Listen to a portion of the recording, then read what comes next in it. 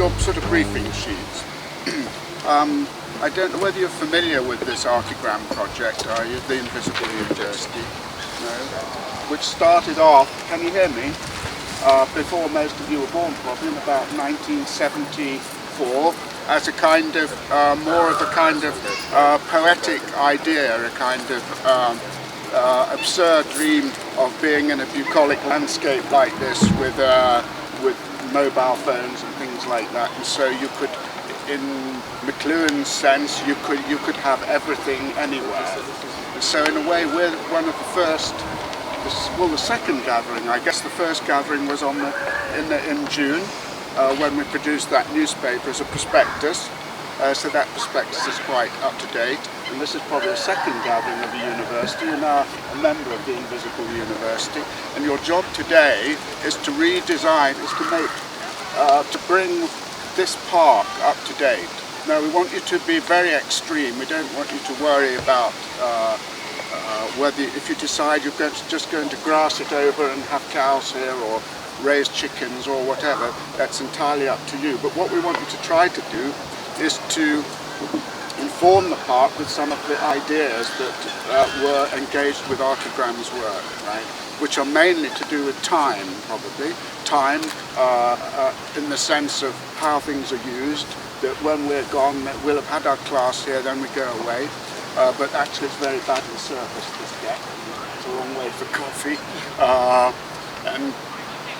And things like battery life, memory. So all of those things we want you to think about in terms of how this park might be rebuilt. You might want to build buildings, you may not. There may be temporary buildings. You'll notice in this sort of fact sheet, the bandstand is a temporary structure. I didn't know that. When is it removed? Taken down in September. So there might be a whole sequence of things like that. In other words, this might be only, in the newspaper we talk about the weather. So a location like this for a university may be only when the weather is nice. So it's kind of very intermittent affair. So you've got a sheet with a lot of general information on which Sam got out of the Parks Department, sort of strange statistics. I would like one about 5 pelicans which are fed daily, 3 times a day, so it might be sort of 4 architectural tutors fed once a week, something like that, by the park. There's also some poems. There's 2 poems, one of which is my own effort here, in a sort of modern use of a park, and the other is a very bawdy poem we've had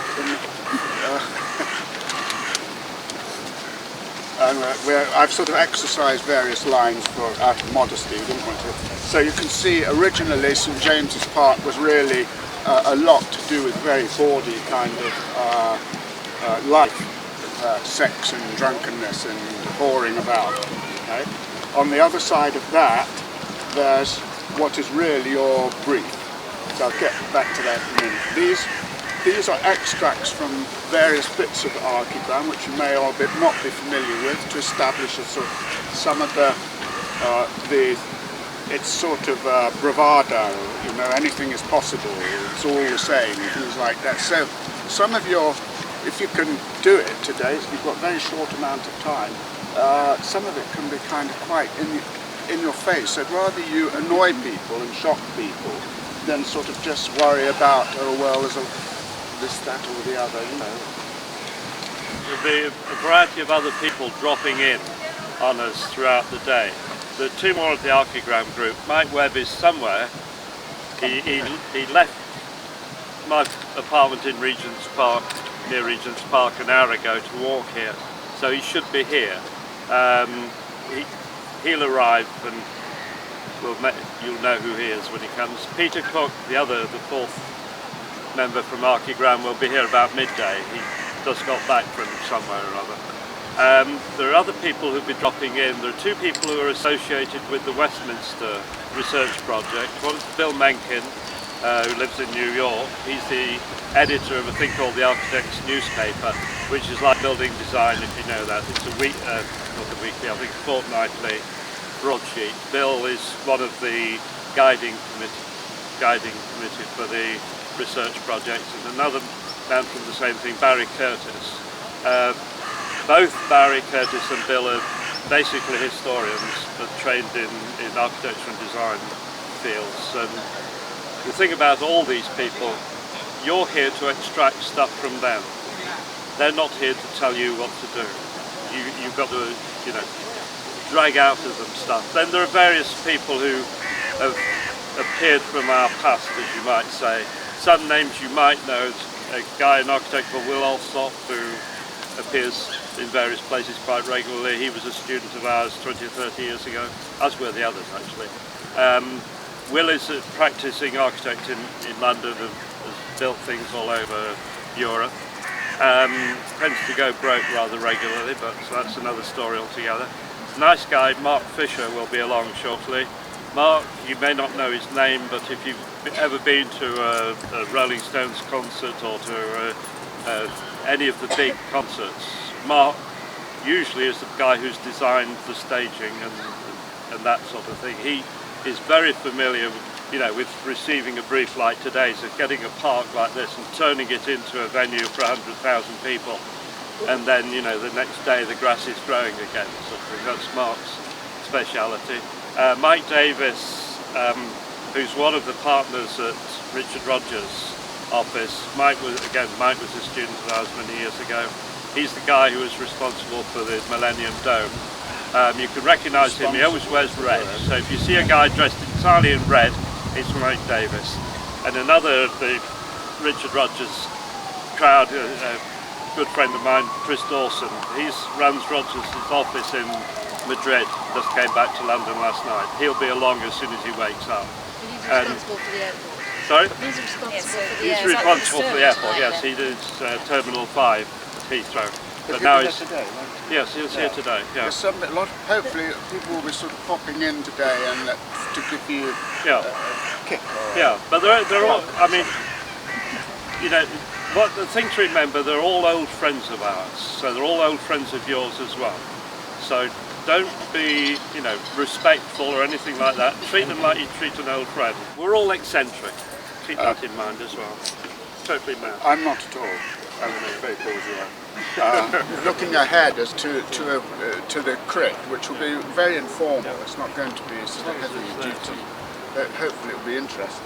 The way you present your work is entirely up to you. If you want to get the crit panel into the park and hug trees, then that's what they've got to do, isn't it? Or go and catch some squirrels. No squirrels allowed in the ICA, I'm afraid. Our panel today is starting from this end of the room: Barry Curtis, Bill Mencken from New York, Dennis Crompton, Mike Webb, David Greene, who is sitting here,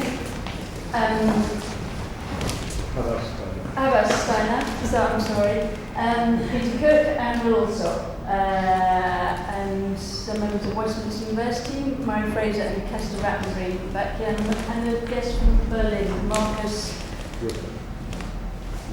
Ritter, curator from Berlin. Thank you very much.